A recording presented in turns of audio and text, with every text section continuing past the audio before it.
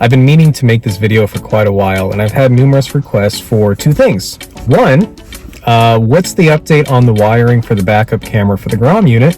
And two, how do I like it? How's it working? So I'm going to answer both of those questions in this video. It's a bit of a pain point because the wiring for the GROM unit was there the whole time. So the answer to the first question is yes, the wiring, I did locate it. I did get it wired correctly to have a backup camera.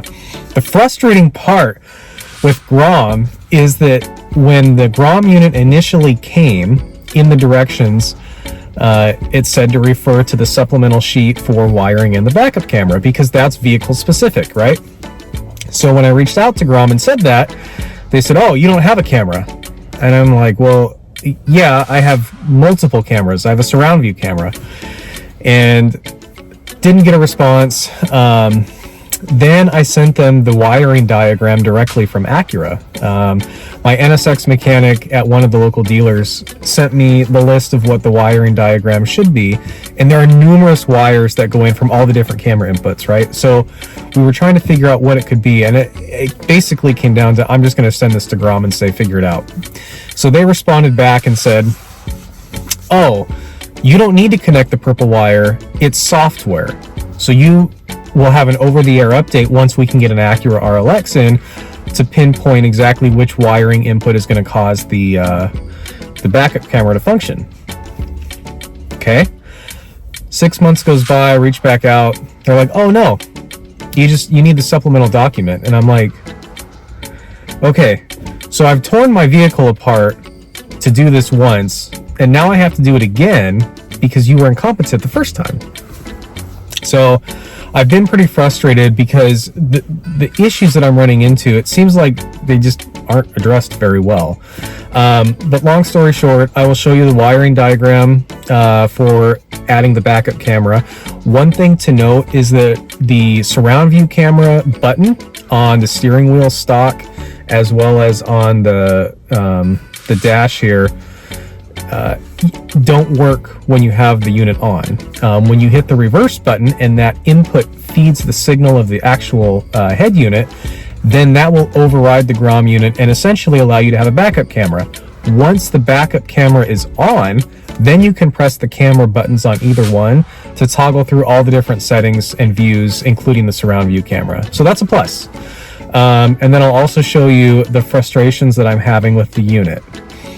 With that said, I do have wireless CarPlay in an Acura RLX that never came that way from the factory. So I am certainly fortunate for that.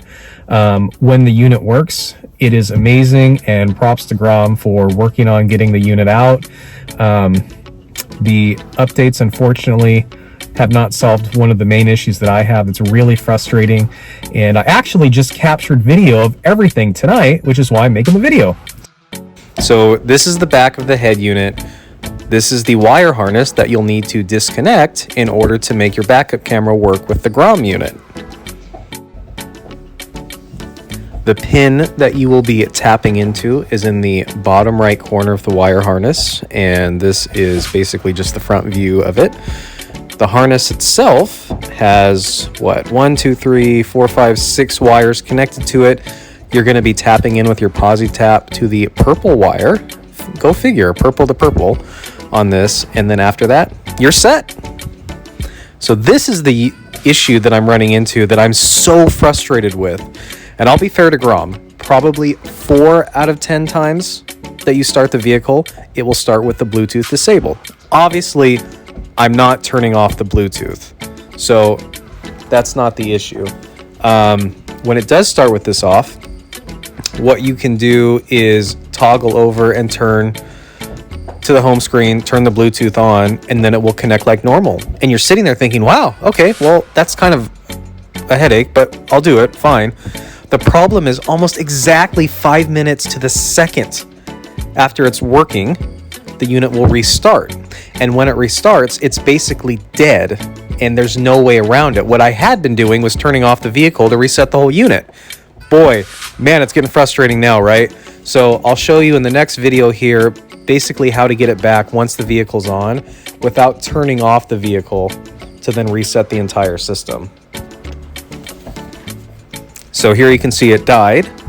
Now, in order to get it back, you have to source off of iPod. Anything will work.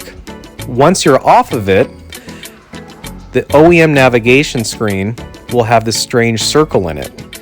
The way around it is you essentially just press the nav button once you're on that other source, and then it will go back to the OEM nav screen. Once it's back to that, you can then source back to iPod, which will make the GROM unit work again for the duration of the drive, however long that will be.